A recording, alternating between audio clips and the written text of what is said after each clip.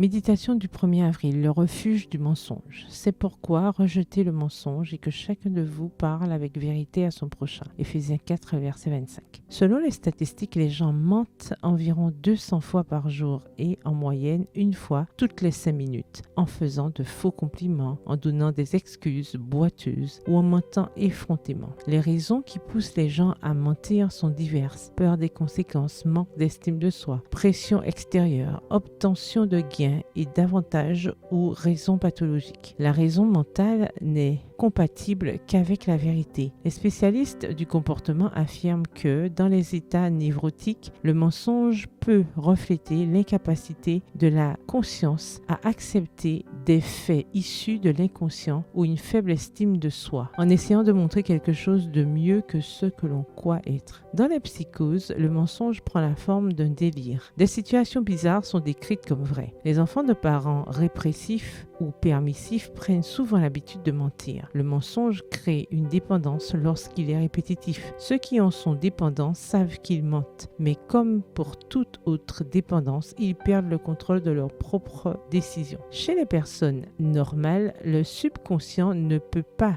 mentir. Le corps le dénonce. Avez-vous déjà entendu quelqu'un dire quelque chose de triste sans que son visage n'exprime de tristesse? Cela signifie qu'il y a un conflit d'émotions. Il existe des expressions et des mouvements de la bouche, des yeux et du corps que les gens font naturellement lorsqu'ils mentent et qui montrent un décalage dans leurs paroles. Les mensonges sont toujours une erreur, même ceux qui sont considérés comme inoffensifs, pour justifier des situations quotidiennes telles que « j'ai perdu la notion du temps »,« j'ai perdu mon téléphone », je n'avais pas Internet, alors que la vérité n'était pas exactement cela. La Bible cite plusieurs exemples des conséquences du mensonge. Ève a été trompée par le mensonge du serpent et le péché règne aujourd'hui. Ananias et Saphira ont menti au Saint-Esprit et sont morts sur le coup. Faire du mensonge une habitude est grave, car cette mauvaise habitude est liée au caractère. Et le caractère, c'est ce que nous emporterons au ciel. Dieu a horreur du mensonge et n'emmènera pas les menteurs au ciel. Que personne ne pense pouvoir se cacher de la colère de Dieu derrière un mensonge, car